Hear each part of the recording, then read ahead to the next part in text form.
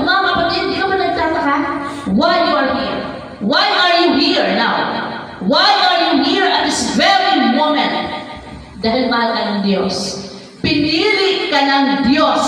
Kaya ikaw ay nandito. Kaya tayo ay nandito. Naniniwala ka ba? Amen! Kung ikaw hindi pinili ng Diyos, wala ka dito. Andun ka sa kung saan-saan tayo. Pero dahil may plano ang Diyos sa'yo, binigyan tayo ng chance sa Panginoon. Binigyan tayo ng opportunity ng Panginoon. Tinawag ka ng Diyos at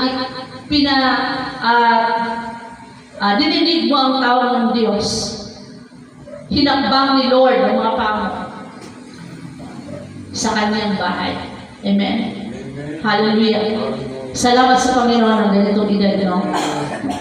Ako, sabi ko, Lord, ilang years from now, magre-retire na ako. Ang daming plano.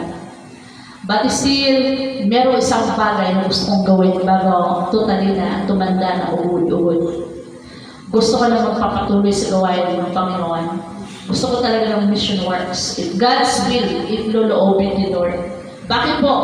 Isama mo ang Diyos. Bakit po? Yung hininga mo, galing sa Diyos. Amen? Yung kung anong meron ka, galing yan sa Diyos. Maraming mga mayayaman ngayon, milyonaryo na sa ospital, kahit gaano kayaman, mas na nabuhay. Bakit? Ang may-ari ng buhay ang Diyos. Kaya hanggang sa huling hininga mo, isama mo ang Diyos. Amen? I-glorify mo ang Diyos sa iyong buhay. Hallelujah! Thank you, Jesus. So ito po mga kapatid, so yun yung tatlong bagay, no? Kung titignan natin,